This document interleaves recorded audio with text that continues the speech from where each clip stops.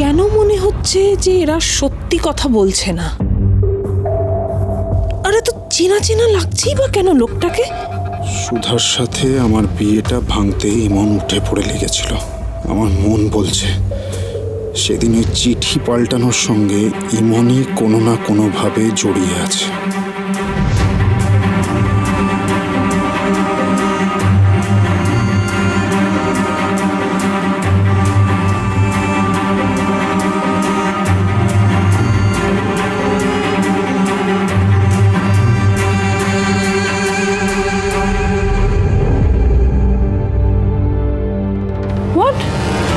আমার ল্যাপটপটা অন হলো কিভাবে? তো পাসওয়ার্ড দিয়ে লক করা ছিল।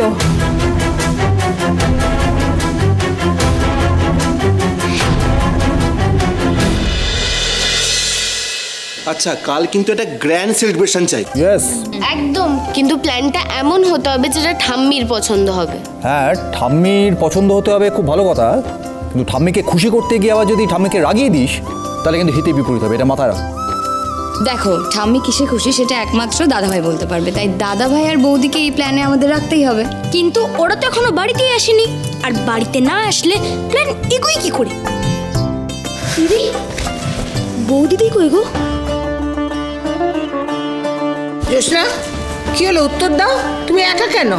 বড় নাথ বৌমা কোথায়? ঠাম্মি, সেটা তোমার বড় নাথ বৌমা যখন বাড়ি ফিরবে তখন তাকেই জিজ্ঞেস করো।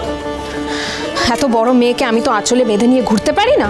কোথায় যাচ্ছে না যাচ্ছে কিছুই তো জানানোর প্রয়োজন বোধ করে না। আমাকে জিজ্ঞেস করো না। এই যা, তোরা ভেতরে যা। চিরকুট।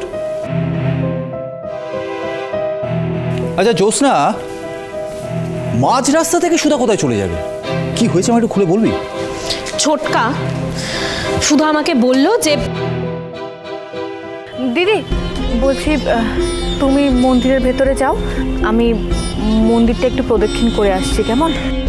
ঠিক আছে, যাও। তারপর আমার পুজো দেওয়া হয়ে গেল, অথচ আমি এসে দেখলাম সুধা কোথাও নেই। আমি মন্দিরের বাইরেও দেখেছি, কিন্তু সুধা কোথাও ছিল না। না বলে কয়ে একদম উধাও হয়ে গেল। কি?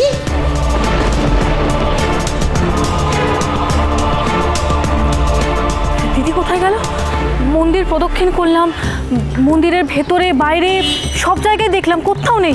এখানেও তো নেই। এবার কোথায় খুঁজবো?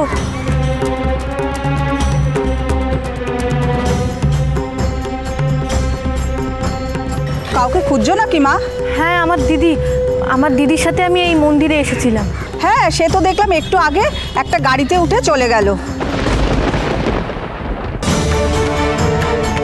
দিদি চলে গেল, এবার আমি কি করব? ট্যাক্সি! যাবেন? না, যাবো না। Taxi! Taxi! Taxi! Taxi! Taxi! Taxi! শুভ বিবাহ মহাসপ্তাহ 2 থেকে 8 সেপ্টেম্বর রাত 9টায় স্টার জলসায় ও ডিজনি প্লাস হটস্টারে।